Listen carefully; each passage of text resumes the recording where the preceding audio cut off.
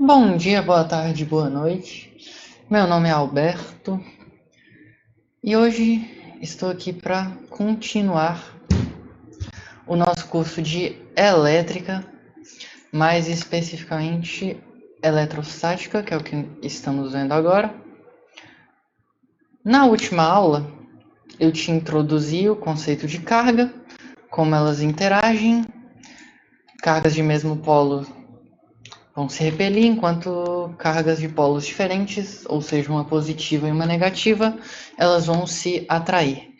Te expliquei como essa carga é conduzida de um material para outro. Te expliquei como a gente pode computar essa carga depois das trocas entre os materiais. Expliquei sobre processos de eletrização, condução, atrito e indução. Resolvemos essas duas questões e agora nós vamos continuar nosso conteúdo de eletrostática. E resolveremos mais algumas questõezinhas também hoje. Não sei se vão ser essas, mas algumas nós vamos resolver. E para continuar o conteúdo de eletrostática,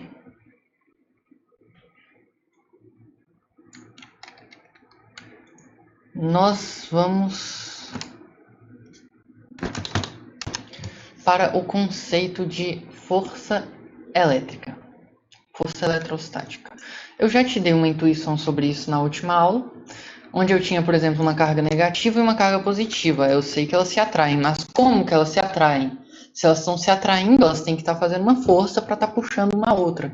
E essa força é chamada de força eletrostática, que é gerada pela interação das partículas em repouso. E hoje nós vamos aprofundar nessa força.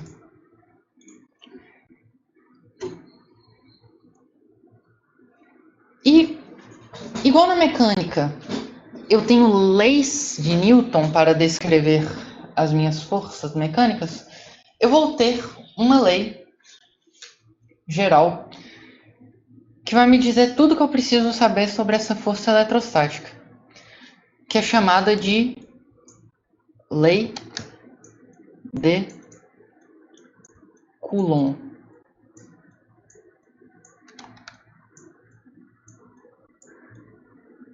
Lei deste caboclo francês daqui, denominado Coulomb. O que Coulomb percebeu? Quais são as relações mais importantes que essa lei de Coulomb nos traz? São duas relações mais importantes. Primeira relação, eu tenho duas cargas se atraindo, por exemplo, uma carga positiva e uma carga negativa.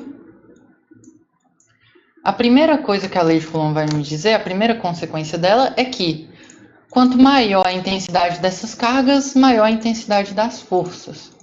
Isso é válido para qualquer uma delas. Se essa carga daqui, ó, tiver uma carga de 2, eu ainda não tenho uma unidade para medir carga, mas vamos falar que é 2. E essa daqui for uma carga de 3,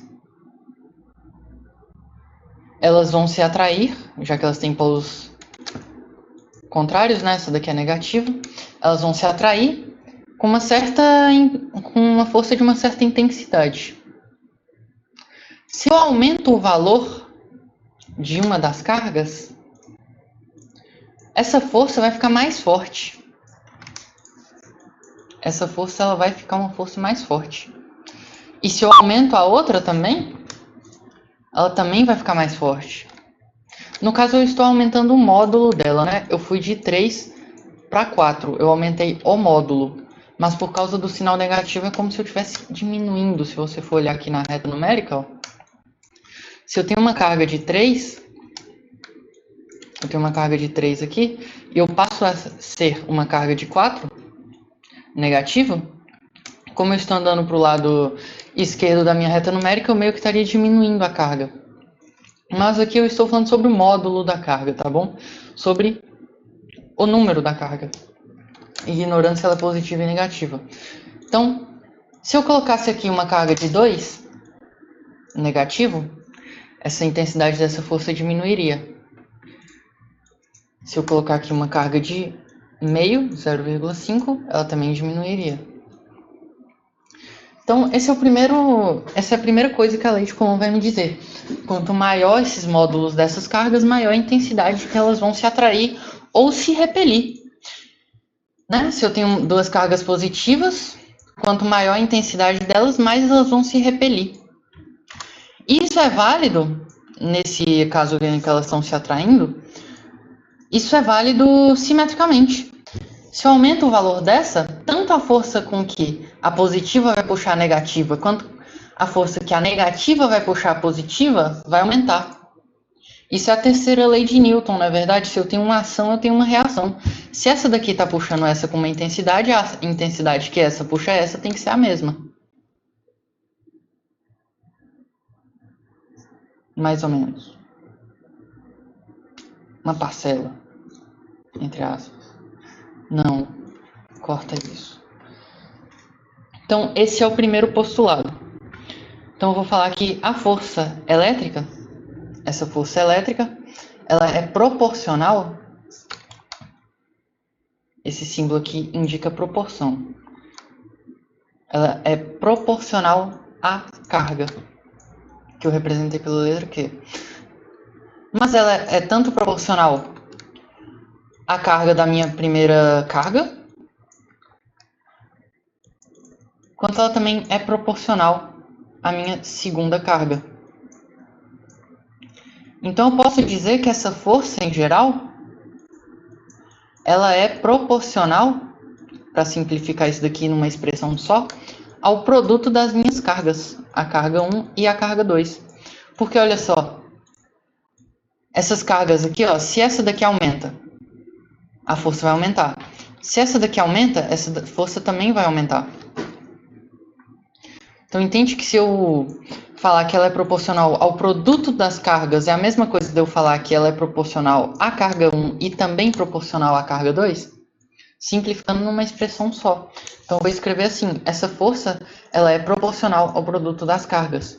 Então se eu tivesse uma expressão que fosse me dar o valor dessa força, de mão dada assim, ó, quero te dar o valor dessa força, nessa expressão eu sei que tem que aparecer a carga 1 e tem que aparecer a carga 2. Multiplicando, porque ela é proporcional às duas ao mesmo tempo. E a segunda relação, que vai combinar na lei de Coulomb, é a relação do quadrado da distância. Olha só, agora eu vou fazer uma coisa muito legal aqui. Eu vou separar mais essas cargas. Elas estão a 2 metros de distância, eu vou separar elas. Eu vou separá-las a uma distância de 6 metros. Ou seja, eu aumentei a distância entre elas em 3 vezes, olha só. Sua intuição vai dizer o seguinte, se eu separei as cargas em 3 vezes a distância que elas estavam antes, a minha força deveria ficar mais fraca. Porque se as cargas estão mais longe, elas puxam menos umas às outras. Você pode imaginar um ímã, porque um ímã ele se comporta muito parecido com uma carga. Se eu deixo os ímãs numa certa distância, eles vão se atrair com uma certa força, mas se eu aumento a distância entre eles, a força que eles vão exercer uns nos outros vai ser menor. Então você deve pensar, a distância aumentou 3 vezes, então a força vai ficar 3 vezes menor. Essa força que ele vai sofrer vai ser essa força inicial dividido por 3 vezes menor, né? Mas esse raciocínio está incompleto. Esse raciocínio está incompleto. Porque, olha só, imagina que essa carga negativa não exerce força nenhuma na positiva, e só a positiva que está puxando a negativa. Se eu aumentar a distância entre elas, essa força tecnicamente teria que ficar 3 vezes mais fraca. Mas você tem que lembrar que essa é uma relação simétrica. Da mesma forma que a carga positiva puxa a negativa também puxa a positiva. Então, o que aconteceu com essa minha força quando eu aumentei 3 vezes a distância? ela ficou 3 vezes mais fraca por causa da positiva e ficou mais 3 vezes mais fraca por causa da negativa.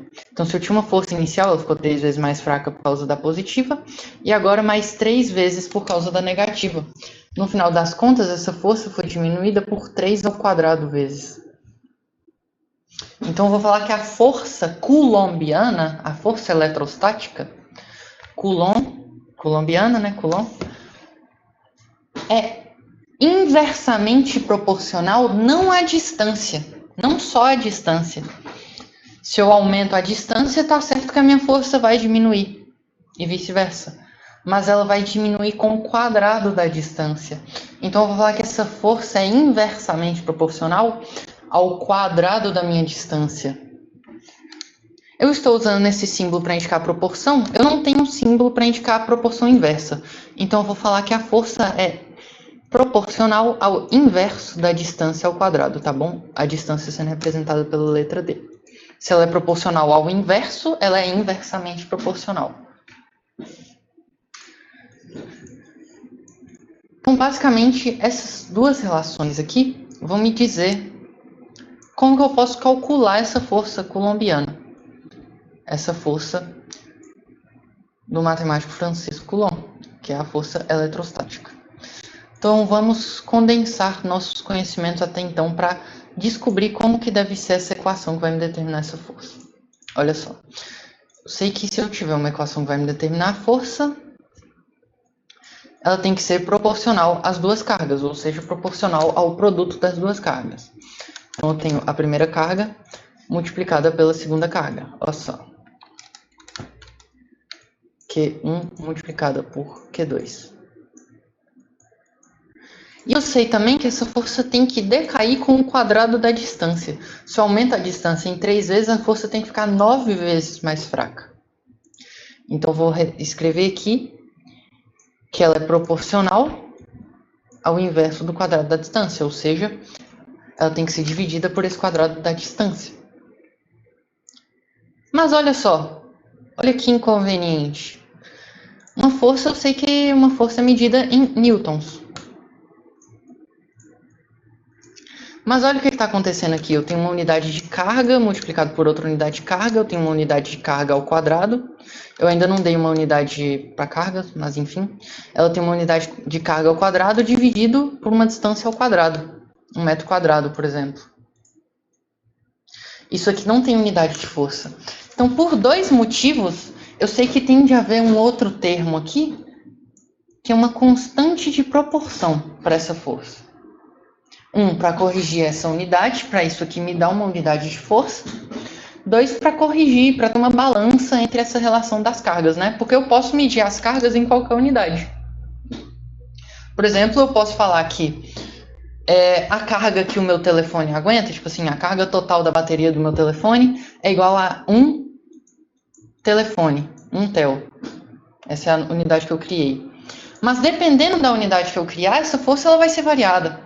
Então, eu tenho que ter uma constante, tanto para corrigir essa questão das unidades, para dar uma proporção para corrigir o valor dessa força, quanto para corrigir essa unidade. Certo? Então, essa constante é chamada a constante de Coulomb, que vai me dizer a proporção entre essas cargas. Já que eu estou falando de unidade de medida, eu vou criar uma unidade de medida para medir as cargas. E essa unidade de medida vai ser chamada também Coulomb, em homenagem a esse carinha. Porque foi basicamente ele que deu o progresso para a gente chegar nessa interação entre as cargas eletrostáticas, né? Tanto que recebe o nome de lei de Coulomb. Então, nada mais justo de a unidade de carga ser também denominada Coulomb. Então, a unidade que eu vou medir cargas vai ser Coulomb. Então, vamos olhar as unidades aqui agora. Desse lado, eu tenho uma unidade de Newton, já que eu estou medindo uma força. Desse outro lado, olha só, eu estou medindo uma carga em Coulomb vezes outra carga em Coulomb. Eu tenho um Coulomb ao quadrado dividido por uma distância ao quadrado, que eu costumo medir em metros ao quadrado. Só que eu te falei que um dos motivos de eu ter essa constante de proporção é corrigir essa unidade. Se eu quiser chegar isso aqui, se eu quiser ir disso aqui para Newton, Olha a gracinha que eu posso fazer. Eu posso multiplicar por metro quadrado dividido por coulomb ao quadrado, certo? Porque esse coulomb ao quadrado vai cancelar com esse metro com esse. Então aqui eu não tenho unidade por enquanto. E agora eu multiplico por Newton. Porque aqui vai cancelar com aqui vai cancelar com aqui e vai sobrar só o Newton. Então, essa unidade em azul aqui tem que ser a unidade dessa minha constante eletrostática, ou a constante de Coulomb. Então, ela é medida em Newton vezes metro quadrado por Coulomb ao quadrado. E a intensidade dela no Sistema Internacional de Unidades, em que eu meço cargas em Coulomb e distâncias em metros, é aproximadamente 9 vezes 10 elevado a 9. Newton vezes metro quadrado por Coulomb quadrado.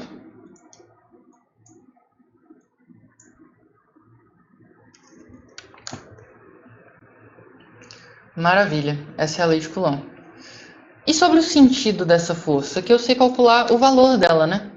E muitas vezes eu nem preciso indicar o sinal da carga, porque eu não estou tomando nenhum referencial para indicar isso daqui. Então aqui eu estou pegando basicamente só o módulo das cargas, né? Se eu tiver uma carga de menos 2 e uma carga de 3, na hora de calcular isso daqui eu não preciso desse menos. Eu só coloco 2 vezes o 3, que dá 6. Então vamos para um exemplo disso daqui. Vamos falar que eu tenho uma carga positiva, outra carga positiva. Elas estão separadas a uma distância de 2 metros. E elas têm carga respectivamente iguais a 4 e 2. Elas são ambas positivas. Vamos calcular a força de interação eletrostática que uma exerce na outra, né? Essa força é simétrica. Se a carga de 4 coulomb exerce uma força na carga de 2, essa força tem que ser simétrica. Então a força que 4 exerce em 2 é a mesma que 2 exerce em 4. Espero que deu para entender o que eu disse. Vamos calcular a intensidade dessa força. Mas antes de calcular a intensidade dessa força, eu consigo olhar de cara o sentido dela, né? Se as cargas estão aqui, elas têm que se repelir. Então, o sentido dessa força que atua sobre essa carga daqui vai ser para a esquerda. E a força que atua sobre essa carga daqui vai ser para a direita. Certo? Como se essa estivesse empurrando essa. Então, essa daqui vai sofrer a força para a direita. Vamos calcular a intensidade dessa força. Eu sei que a intensidade dessa força é proporcional ao produto das cargas, ou seja, 4 vezes 2. É inversamente proporcional ao quadrado da distância. Só para indicar que eu estou medindo em coulomb, tá? É inversamente proporcional ao quadrado da distância. A distância é 2, então vai ficar 4, porque 2 ao quadrado é 4. E agora basta eu multiplicar pela minha constante de proporção, que é 9 vezes 10 a 9. 4 em cima, 4 embaixo. Teorema do serrote. O que sobrou aqui? Essa força eletrostática vai ser 2 vezes 9, que é 18. 18 vezes 10 a 9 newtons. Ou se eu quiser deixar em notação científica, eu posso reescrever isso daqui como 1,8 vezes 10 a 10 newtons, tá bom?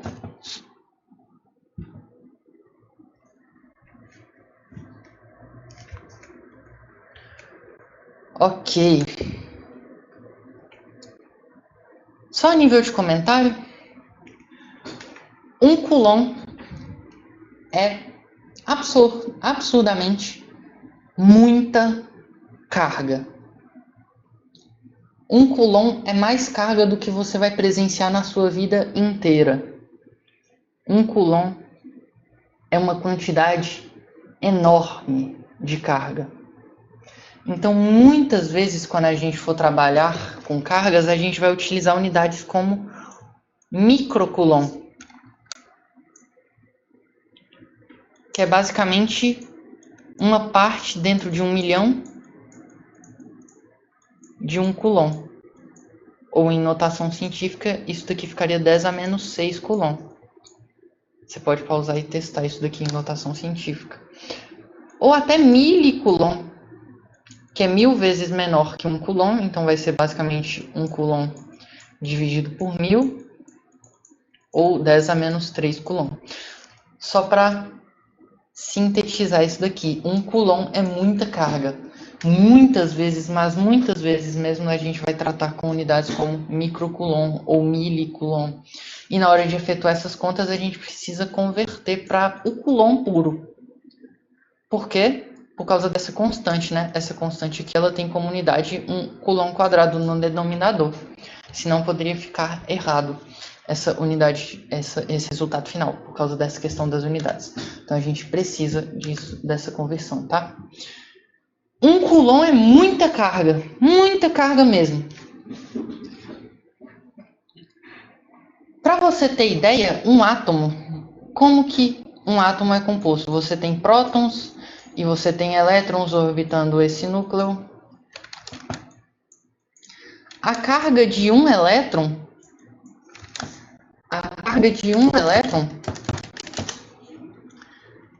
ela é de aproximadamente, eu vou chamar a carga do elétron de E, ela é aproximadamente 1,6 vezes 10 a menos 19 coulomb. Ela é 19 ordens de grandeza menor do que 1 coulomb. Isso aqui é menor do que até o microcoulomb. Um microcoulomb é um pedaço dentro de 1 milhão. Se eu dividir 1 coulomb em 1 milhão de partes e pegar uma delas, eu tenho 1 microcoulomb. Agora eu estou dividindo isso daqui em 10 elevado a 19. Isso é 1 seguido de 19 zeros e pegando um pedacinho dessa carga dividida em 10 a 19 partes. A carga de um elétron é muito pequena mesmo. E a carga de um próton é a mesma do elétron, tá? Então essa carga, ela serve tanto para medir a intensidade da carga de um elétron, quanto da intensidade da carga de um próton. E por causa disso, eu vou chamar essa carga de uma carga elementar. Porque ela é literalmente elementar, o nome é autoexplicativo. Ela é literalmente a carga que constitui a base da nossa matéria. A base da nossa matéria são elétrons, são prótons, e eles são carregados por essa tal carga elementar, que é absurdamente pequena se comparada com 1 coulomb. É imensurável essa diferença. A carga deles é praticamente igual.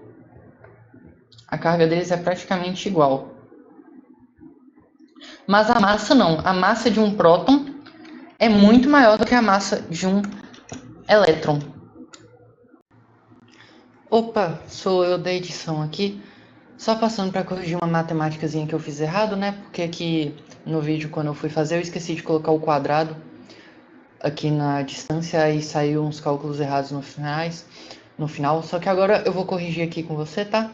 Então, vamos fazer essa continha daqui. Vamos montar aqui a expressão da força eletrostática e eu vou resolver ela aqui. Como é que vai ficar a força de interação entre um próton e um elétron? Você tem a carga deles multiplicadas, né? Só que como ela é a mesma, eu vou reescrever essa carga elevada ao quadrado, porque eu estou multiplicando ela por ela mesma.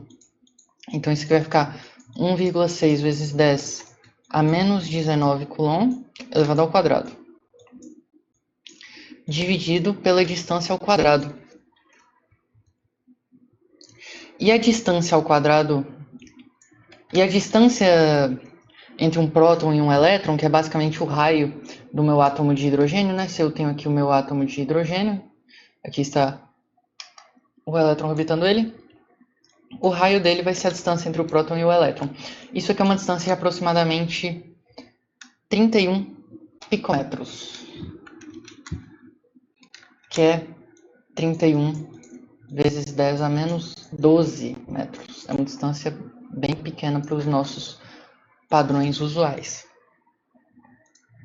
Então, como é que isso vai ficar aqui dentro? Vai ficar 31 vezes 10 a menos 12. E aqui estava o meu erro, eu esqueci de levar essa distância ao quadrado. Eu fui fazendo na pressa e acabei me esquecendo. Enfim. E agora eu vou multiplicar pela constante eletrostática, que é o termo que está faltando, que é o 9 vezes 10 elevado a 9. Vamos conferir as unidades. Eu coloquei tudo em coulomb, as cargas, eu coloquei tudo em metro aqui, então tá certo. Está compatível com a minha constante. Então agora basta efetuar essa conta aqui. Pronto, eu dei aqui uma pausa para fazer essa parte da matemática chata, mas basicamente o que eu fiz? Aqui eu tinha esses dois termos multiplicando ao quadrado, eu distribuí esses quadrados. 1,6 ao quadrado ficou 2,56, e aqui eu tinha 10 a menos 19 elevado ao quadrado. Eu poderia multiplicar os expoentes, resultando em 10 a menos 38, e fiz a mesma coisa embaixo. Continuei com a constante, depois eu trabalhei com as potências de 10, né, que eu posso somar e subtrair todos esses expoentes, regrinha de potência de 10, e aqui eu tinha a fração, multipliquei aqui, pronto, e cheguei nesse resultado final, aproximado, e reescrevi em notação científica. Só para constar, esse raio aqui, eu não tenho esse raio decorado de cabeça, e quando eu fui olhar em várias fontes, me deram valores bastante diferentes, então eu escolhi só o primeiro que apareceu para aproximar isso daqui. Então, pode ser que essa daqui não seja a força exata, mas seria a força exata se essa aqui fosse a distância real, tá bom? Então, agora, bora continuar a aula aí. Agora eu vou te introduzir o conceito de um campo elétrico. E esse conceito surge como uma consequência também da lei da força eletrostática. Então, agora nós vamos entrar no conteúdo de campo elétrico.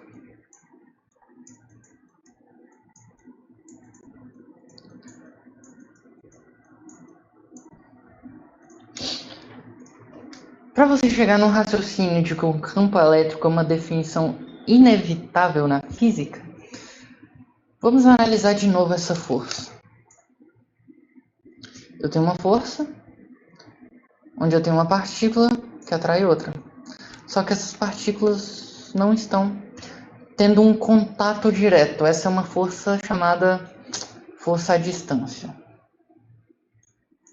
Então você tem uma força à distância que atrai ou repele essas cargas. Mas o conceito de uma força à distância é meio abstrato, porque a gente não está muito acostumado com isso no nosso cotidiano. Se eu quiser exercer uma força para empurrar um objeto, eu tenho que encostar nele. Se eu quiser causar uma força para machucar alguém, eu tenho que dar um tapa nela. Ou um murro, ou um chute, depende, mas eu tenho que ter contato físico. Até, por exemplo, se eu quiser, por exemplo, olha só. Aqui estou eu. Aqui está uma outra pessoa. Concorda comigo que eu posso, por exemplo, soprar o ar?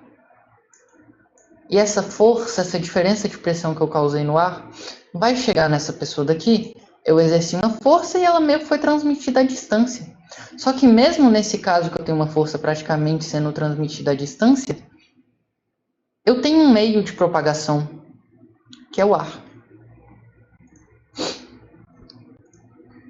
Então, o que é um campo elétrico? É basicamente um objeto físico, imaginário, teórico, hipotético, que a gente não consegue observar,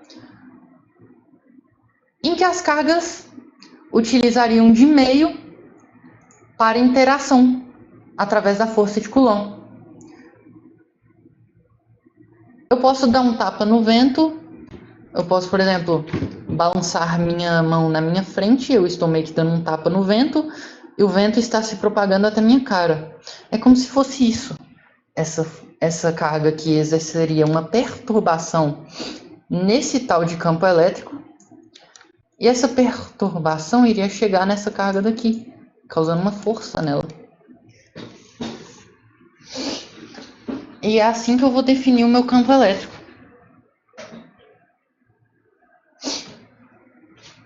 Ok? E olha só, o campo elétrico,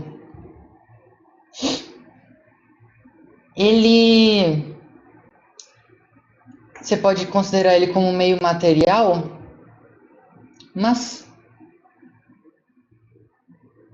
uma perturbação no campo elétrico não existe apenas quando eu tenho uma carga puxando outra. Não só quando ela está necessariamente exercendo essa força em outra carga. Porque primeiro essa força tem que se propagar pelo campo elétrico. Então, mesmo se eu não tivesse essa carga daqui, essa perturbação ainda seria válida aqui. Porque essa carga aqui ela não tem consciência, ela nem sabe que essa está aqui. Então ela está exercendo essa perturbação no campo elétrico apenas por existir. Apenas a existência dessa carga positiva perturba o meu campo elétrico. E essa perturbação é como essa minha força vai ser transmitida. Se eu tiver uma carga aqui, essa carga positiva, que eu estou medindo a perturbação no campo elétrico gerado por ela, olha só, que é, por exemplo, de 2 coulomb, essa daqui de 3 coulomb, e eu tenho uma carga aqui que está praticamente a mesma distância daqui, ó, de também, essa praticamente a mesma distância aqui, só que agora ela é de 4 coulomb. Olha só.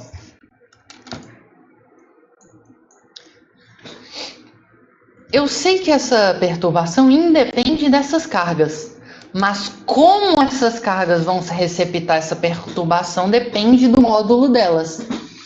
Essa daqui vai sofrer mais dessa força do que essa, porque ela tem uma carga maior, a intensidade dessa força que ela vai sofrer vai ser maior. Então, igual eu falei, essa força depende dela também.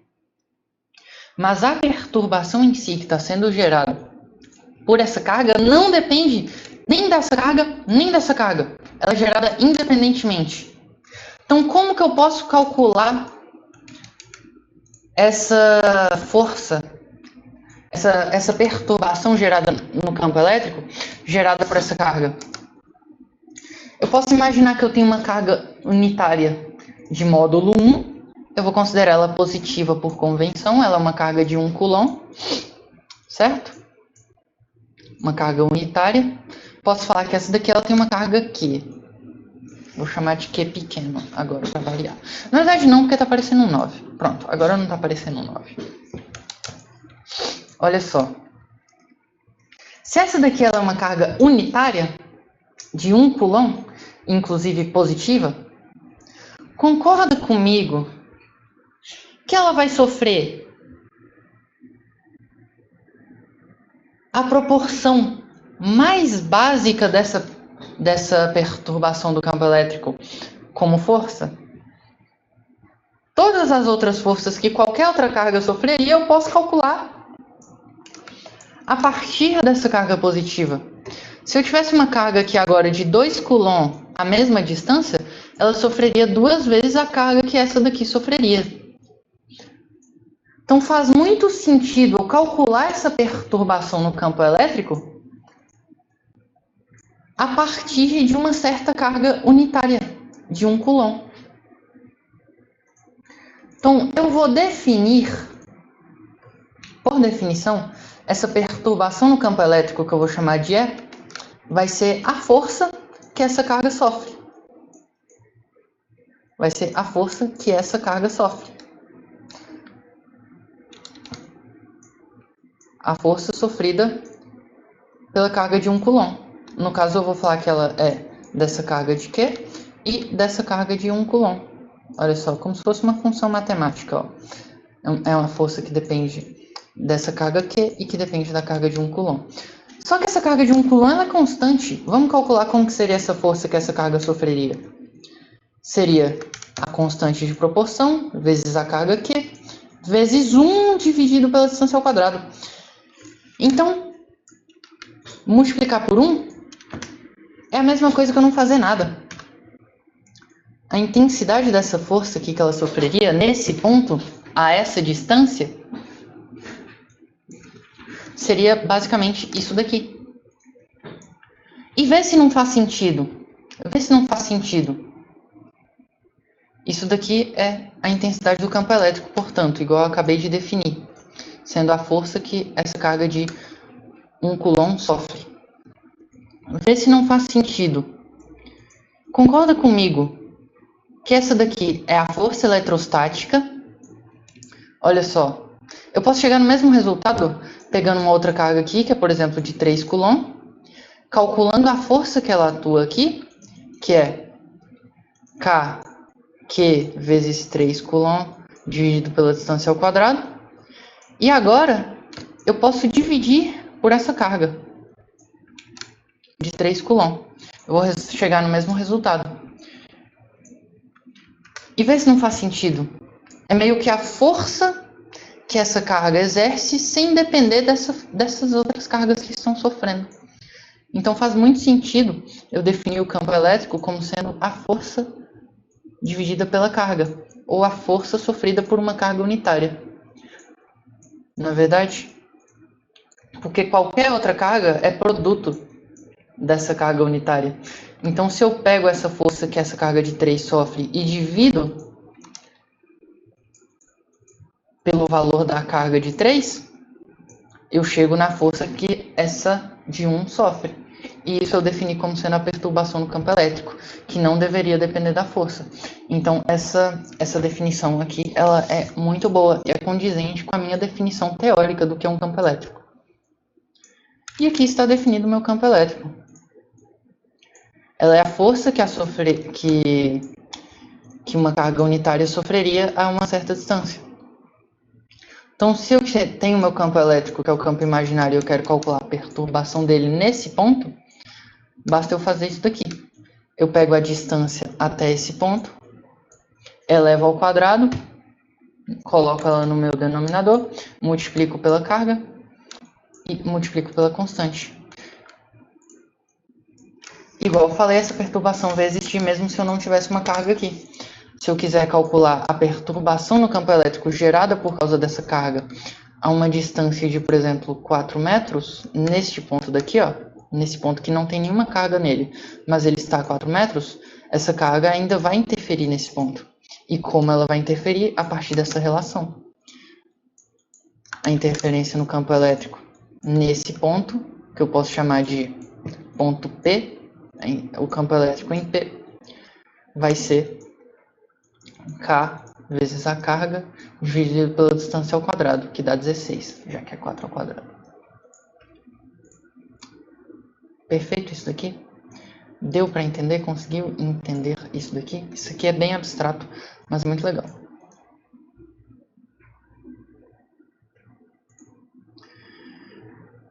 Por essa definição, se eu souber o campo elétrico nesse ponto, eu posso falar que esse, por exemplo, o campo elétrico nesse ponto P, eu vou alternar entre essa notação e essa, tá? Aqui é o campo elétrico no ponto P, aqui continua sendo o campo elétrico no ponto P. Posso falar que esse campo elétrico tem um módulo de, por exemplo, 4. Ah, mas qual unidade? Eu estou dividindo uma força por uma carga. Essa unidade aqui é Newton por Coulomb. Posso falar que ele tem uma intensidade de 4. Então, qual seria a força?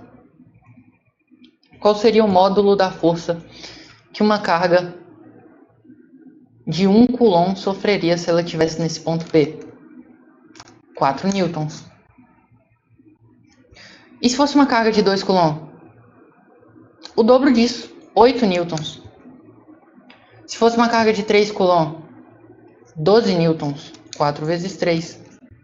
Porque olha só, o campo elétrico não é a força dividido pela carga? Na verdade, é a força que acontece naquele ponto, mais ou menos, independente da carga que está lá. Na verdade, então se eu tenho o valor do meu campo elétrico e eu multiplico pela carga que está sofrendo esse efeito, que está sofrendo essa força, eu encontro a força que está sendo sofrida por ela, né? Que vai para o outro lado multiplicando. Muito doido, não é verdade? E é isso. Basicamente é isso para a aula de hoje. Mas vamos interpretar essa questão daqui antes da gente acabar. Ela é uma questão adaptada, tá?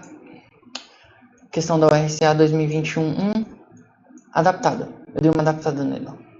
Considere uma dada carga elétrica pontiforme, ou seja, uma carga elétrica que está em um certo ponto, ela não tem nenhuma dimensão. Então, por exemplo, eu posso falar que eu tenho uma barra metálica e ela tem uma carga distribuída nela.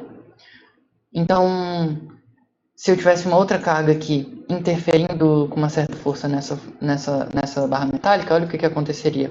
Esse ponto que está mais perto sofreria mais força do que esse ponto que está mais longe. Então, qual a importância de eu falar que é uma carga pontiforme? É porque ela só está situada em um ponto só, então a força distribuída nela vai ser sempre uniforme. Em repouso num referencial inicial. Por que inicial? Porque as leis de Newton, as leis do movimento, como por exemplo a lei da inércia, o princípio fundamental da dinâmica e a lei da ação e reação, são válidas apenas em referenciais inerciais. Então é importante a gente estar sempre num referencial inicial. Se eu estivesse medindo uma carga, uma força entre cargas, mas ao mesmo tempo eu estou dentro de um carro pisando no acelerador, eu estou acelerando, o meu referencial não está em estado de inércia, ele é um referencial não inercial. Então as leis de Newton vão ter alguma modificação ali, vão ter algumas forças fictícias envolvidas, que são meio que as forças que eu estaria percebendo que as cargas estariam sofrendo, só que na verdade sou eu que estou sofrendo essas forças, por isso que eu chamo de forças fictícias. Mas isso é assunto para o módulo lá de mecânica. Na verdade, daqui a uns dias a gente já vai entrar em leis de Newton e mais para frente a gente vai falar de forças fictícias também, o que é muito legal. Então, se você não está acompanhando o módulo de mecânica, recomendo muito. Nível altíssimo, tá bom? Então, vamos ver aqui. Se o campo eletrostático associado a essa carga num ponto a uma distância d tiver módulo E, olha só. Está falando que a partir dessa carga eu meço uma distância d.